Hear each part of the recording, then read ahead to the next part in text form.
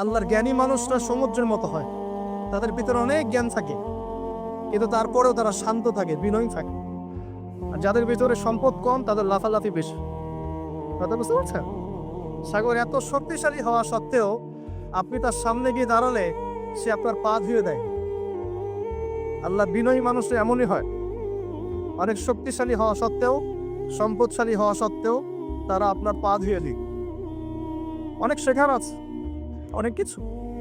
সাগর সম্পর্কে অনেক আয়াত আছে কোরআনে। যখন সাগরে নৌযান চলাচল করে তখন আল্লাহ পাক যদি ঝড় ঝাপটা দেন, প্রাকৃতিক কোনো বিপর্যয় দেন, তাহলে মানুষ মুখলেস ভাবে আল্লাহকে ডাকা শুরু করে। যখন সে সেখান থেকে উদ্ধার পায়, আল্লাহ পাক উদ্ধার করে দেন, বিপদ থেকে বাঁচিয়ে দেন, আবার সে আল্লাহর সাথে শিরক করা শুরু করে। এই আয়াতগুলো সূরা ইউনূসের মধ্যে আছে। তো আমরা চেষ্টা করব সাগরের মতো সম্পদশালী হওয়ার জন্য। সম্পদশালী ভিতর থেকে, ভিতরে সম্পদ থাকবে, যেমন ভিতরে জ্ঞান থাকবে, কিন্তু বাইরে বিনয়ী ভাব থাকবে।